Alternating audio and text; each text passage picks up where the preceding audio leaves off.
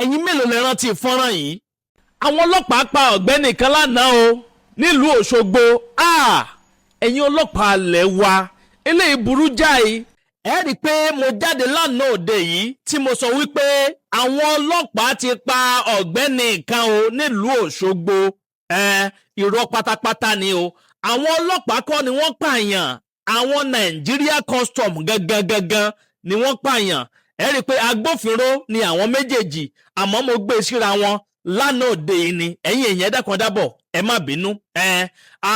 Àwọn ọlọ́pàá ìpínlẹ̀ Òṣogbo, èyí wọn alukoro ọlọ́pàá PPRO Public Relation Officer alàgbà DSP Abiodun Ọ̀jẹ́lábí wọ́n jáde o, bẹ́ẹ̀ ni wọ́n kàn sí wa wípé ìròyìn tá a gbé yẹn àti gbé lura wọn.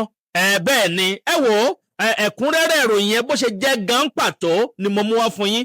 Ẹ̀yin èèyàn mẹ́ta kan dábọ̀ ẹ súnmọ́ bí ẹ bá wọn nǹkan fìdílé tàbí kẹ́ fìdílé nǹkan kẹtún wá fetí gbéyàwó ọ̀rọ̀. Ẹ wò ó, àwọn kọ́sítọ́ọ̀mù ló pààyàn o, wọn kì í ṣe ọlọ́pàá o. Ṣe rí mọ́tò tẹ́rí yẹn wọ́n ní mọ́tò yẹn mọ́tò tuntun ni. Mà àwọn tó ṣẹ̀ṣẹ̀ máa ń gbé mọ́tò tuntun wọlé láti òkè òkun lọ́hùn. Foreign use ni mọ́tò yẹn tó kún bọ̀.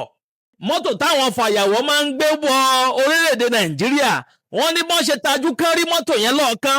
Ẹ ti mọ̀ pẹ̀lú àwọn fàyàwọ́ bá wọn kì í fẹ́ dúró di àwọn custom torí pé wọ́n ti mọ̀ pé wọ́n ṣe kinní ọ̀hún fáwọn bóyá ó ti lówó tùlùtùlù kan tí wọ́n san ni o. Nígbà tó mọ̀ pé ìwé mọ́tò ò pé tó sì bẹ̀rẹ̀ sí ní gbé mọ́tò rìn káàkiri, gbogbo àwọn necessary document tó yẹ kó ti get ẹ̀ ọ̀gbẹ́ni ó fi kú ṣe fàjẹ́ o.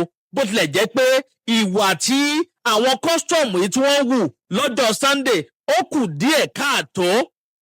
Wọ́n ní lọ́gán táwọn custom rí ọ̀gbẹ́ni yẹn tí wọ́n ti bẹ̀rẹ̀ sí ń dádúró tó kọ̀ jálẹ̀ ní wọ́n bá bẹ̀rẹ̀ sí ń lé o, ní wọ́n lé débi pé wọ́n nígbà tí wọ́n fi débi estate kan, Dada estate area of Òṣogbo, wọ́n lọ gangan bẹ̀ gangan ni wọ́n ti na ìbọn tí wọ́n yin ìbọn yẹn látẹ̀yìn ló di kòbà lọ́tà àbọ̀ gba ẹ̀gbẹ́ mọ́tò níbi ilẹ̀kùn ẹ̀yìn yẹn, ó gbabẹ̀ wọlé ó sì wọlé sínú igbá ẹ̀yìn ọ̀gbẹ́ni dráìvà tí ń wa ọkọ̀ ọ̀hún. Lòun bá jọ́lọ̀ nípè lórí eré. Ẹ̀yin èèyàn, ìṣẹ̀lẹ̀ aburú gbà níṣẹ̀lẹ̀ yìí. Kò kí ń ṣe àwọn ọlọ́pàá o.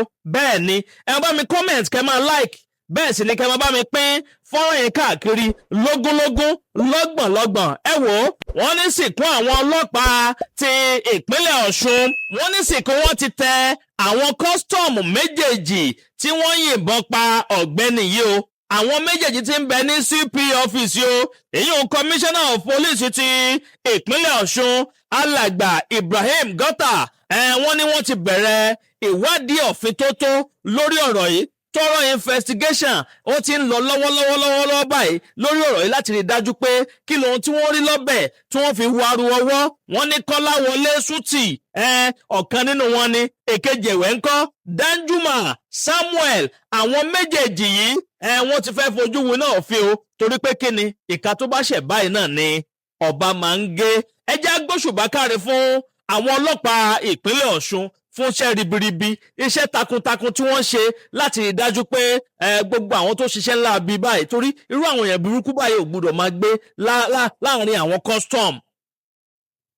Wọ́n train àwọn custom dáadáa, àmọ́ àléṣe aláìmára wọn kọ̀ǹdẹ̀ nínú ìrẹsì àwọn custom tó jẹ́ pé wọ́n kàn ṣàdédé máa ṣìwàwù lọ́pọ̀lọpọ̀ gbà. Nígbà tẹ́ ti rí pé lè rọ́gbẹ́ nìyí mú, ẹ jẹ́ fi sílẹ̀ kó máa bá tiẹ̀ lọ. Tẹ́ bá sì mọ̀ pé fẹ́ le, ẹ múra lẹ̀kẹ́ bẹ̀rẹ̀ sí ń le títí tẹ́ fi le délẹ̀. Ibìkan náà ṣáà ni ó padà wọrí yà sí. Nígbà tẹ́ bá lelele tẹ́ bá bá, ìgbà tẹ́ wá rí pé ẹ̀ bá ẹ sì nàbọn jáde, ìbọn tí wọ́n fún yín pé kẹ́ máa fi ṣọ́ra yín torí tẹ́ bá fẹ́ rí àkọlù lọ́tún lọ́sì kẹ́ fi defend ara yín. Àwọn victim, àwọn tí ń wa mọ́tò tí ń fàyàwọ́ káàkiri, àwọn lè lọ́yìn ìbọn mọ́. Eléyìí burú jáì, ìṣẹ̀lẹ̀ burúkú gbà ní eléyìí. Ẹ̀yin èèyàn mi, ẹ bá mi comment, kẹ́ máa like, kẹ́sì wọ́n bá mi pín fọ́nrán yìí káàkiri lógúnlógún lọ́gbọ̀nlọ́gbọ̀n. Ọ̀pọ̀lọpọ̀ àwọn nǹkan ni wọ́n sọ wípé wọ́n bá ní sàkání àwọn kọ́sítọ́ọ̀mù méjèèjì yìí níbi tíṣẹ̀lẹ̀ yẹn tó ti ṣẹlẹ̀ lánàá òde yìí. Kí ni nǹkan tí àwọn alukoro ọlọ́pàá, kí kí ni wọ́n tẹ̀ jáde gangan ẹ jẹ́ sáré ka díẹ̀ fún yín bí kó tó di pé adáàlẹ̀ kó tó di pé aṣẹ́nuwa ní dédé kólòbó ẹ̀kọ́ ẹ wò ó wọ́n ní Osun State Police Command wishes to inform the general public that 2 officers of the Nigeria Customs Service has been arrested in connection with the shooting incident that occurred on the 15th of March. Ni wọ́n ti release press release ọjọ́ Sunday gangan ní ìṣẹ̀lẹ̀ àbàmì yìí ṣẹlẹ̀ ọjọ́ Monday làwa gbé event yẹn tẹ́ ò bá gbàgbé wọ́n ní at Dada Estate area of Oshogbo the suspect identified as Kolawole Shuti male and Danjuma Samuel male òun náà ọkùnrin làwọn méjèèjì were reportedly chasing suspects to Kumba foreign use vehicle when the incident occurred. Following the report, police operating swiftly responded and apprehended the 2 officers. Meanwhile, the driver of the said ash-colored Toyota Corolla, one of the vehicle being chased by the custom, was shot and confirmed dead by the medical doctor in Osun State University Teaching Hospital.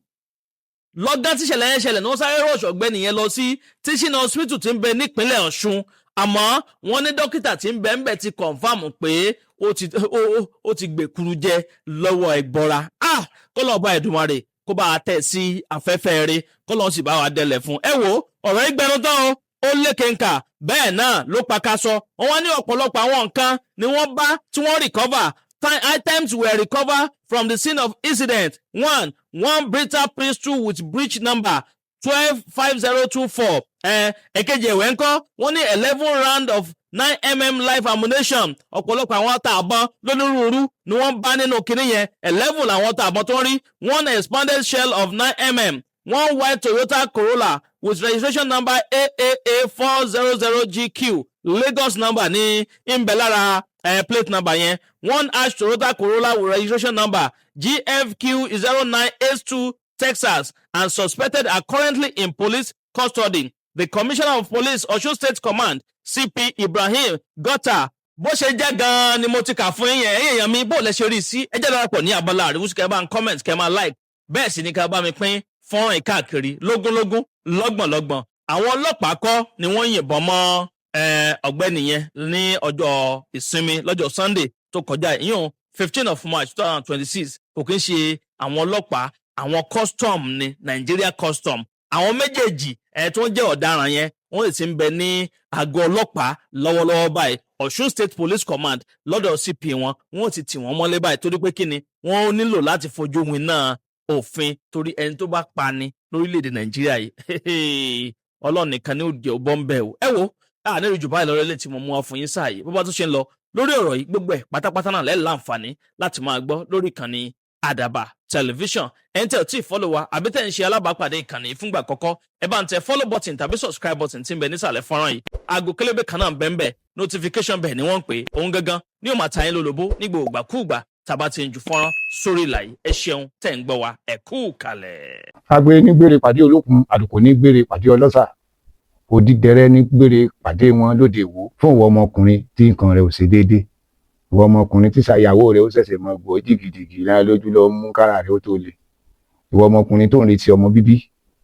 ìwọ ọmọkùnrin tó fẹ́ ṣe nǹkan tó dáa láyé pẹ̀lú aya rẹ̀ tí ìfàyàlòyà tí ó fi di nǹkan tó dáa ìwọ tásítọ̀ rẹ̀ ń sàn tí ò kí tó láti dọmọ ìwọ ọkùnrin tára rẹ̀ ò le ìwọ ọkùnrin ṣẹ̀ẹ̀kan dìde ìwọ ọkùnrin tátàn rẹ̀ ò dúró déédéé ìwọ ọkùnrin tó ń retí ọmọ ìwọ ọkùnrin tó ṣẹ̀ṣẹ̀ ṣègbéyàwó ọgbọ́ capable herbal energy capsule ló nílò fún gbogbo àìṣedéédé ara rẹ kó o lè jẹ́rìí sọmọ bíbí àti nǹkan tó dáa láti ṣe.